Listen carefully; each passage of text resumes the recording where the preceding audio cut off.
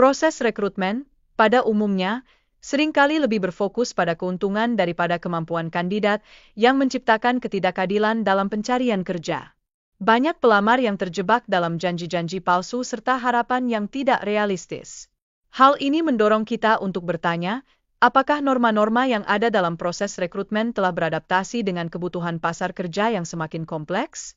Dengan berkembangnya metode penipuan dalam pencarian kerja, tantangan untuk membedakan antara lowongan yang autentik dan yang menipu menjadi semakin sulit. Penipu kini menggunakan tampilan profesional yang canggih untuk menarik perhatian calon pelamar. Ini menyoroti betapa pentingnya bagi pencari kerja untuk mengasah keterampilan kritis mereka dalam mengevaluasi penawaran yang datang. Terlebih lagi, banyak individu terjebak dalam skema penipuan yang mengharuskan mereka membayar biaya awal, meskipun pekerjaan yang dijanjikan tidak pernah ada. Akibatnya, kondisi ekonomi mereka menjadi semakin buruk. Ini menggugah pertanyaan tentang bagaimana kita dapat meningkatkan kesadaran masyarakat mengenai potensi risiko dalam pencarian kerja. Kelelahan dan frustrasi seringkali membuat pencari kerja kehilangan kewarasan dalam penilaian.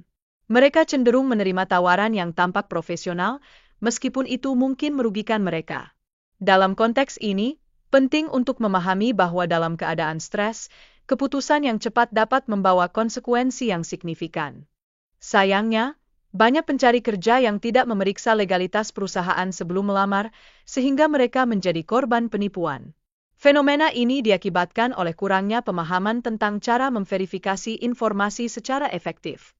Biru langit rendah dalam pengetahuan ini menuntut kita untuk memikirkan bagaimana meningkatkan pendidikan terkait pekerjaan di kalangan pencari kerja. Di sisi lain, sistem pendidikan saat ini tampaknya tidak memadai dalam mempersiapkan individu untuk memasuki dunia kerja yang kompetitif. Jarangnya adanya pelajaran tentang hak-hak pencari kerja atau simulasi wawancara yang realistis menunjukkan bahwa masih banyak yang perlu ditingkatkan. Ini bisa menjadi jalur penting untuk memperbaiki ketidakadilan dalam proses rekrutmen. Selain itu, banyak platform media sosial, seperti Facebook dan TikTok, tidak memiliki sistem moderasi yang ketat untuk memverifikasi kebenaran lowongan yang diposting. Hal ini meningkatkan kerentanan pencari kerja terhadap penipuan.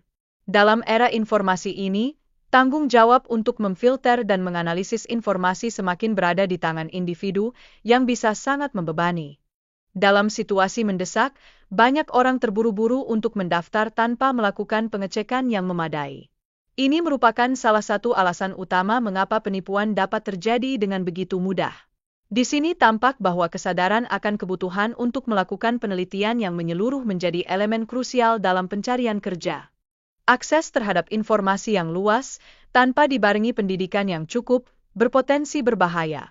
Ketika setiap orang dapat menyebarluaskan informasi, seringkali sulit untuk membedakan antara lowongan kerja yang nyata dan yang hanya umpan semata. Fenomena ini menuntut kita untuk meningkatkan literasi informasi di masyarakat. Banyak pencari kerja yang, dalam upaya melarikan diri dari siklus kemiskinan, membawa ijazah palsu. Namun, kenyataannya, dunia kerja tidak seindah yang mereka bayangkan. Memahami imbalan dan risiko dalam upaya peningkatan diri sangat penting untuk membantu memitigasi kekecewaan yang mungkin timbul. Kondisi ketidakpastian sosial dan kurangnya program pelatihan kerja yang efektif juga berkontribusi terhadap banyaknya orang yang tergoda oleh tawaran pekerjaan yang tidak jelas. Hal ini menegaskan pentingnya reformasi dalam pendidikan dan penyediaan program pelatihan yang lebih relevan bagi masyarakat. Di sisi lain, penipuan yang mengatasnamakan agen penempatan kerja terus berkembang, dengan target orang yang mencari pekerjaan di perusahaan besar melalui janji-janji yang sayangnya tidak realistis. Ini mengingatkan kita akan perlunya perlindungan lebih bagi pencari kerja, serta pengawasan terhadap praktik-praktik agen penempatan. Proses rekrutmen yang seharusnya transparan seringkali disalahgunakan oleh agen yang meminta uang dari pelamar, menciptakan kesalahpahaman yang merugikan. Ini menunjukkan betapa pentingnya untuk membangun sistem yang lebih etis dalam rekrutmen agar kepercayaan masyarakat dapat dipulihkan. Ketidakadilan informasi semakin memperparah situasi, membuat masyarakat mudah tertipu, terutama mereka yang telah lama menganggur. Kehadiran agen nakal ini mengisi kekosongan yang seharusnya dapat diisi oleh pihak berwenang, menuntut perhatian serius dari pemerintah. Fenomena ini tidak hanya merugikan secara finansial, tetapi juga menghancurkan kepercayaan masyarakat terhadap sistem perekrutan. Di saat hukum dan pendidikan tidak diperketat, kami menyaksikan munculnya korban baru yang tak terhitung jumlahnya, sebuah realita yang perlu segera ditanggapi oleh seluruh elemen masyarakat.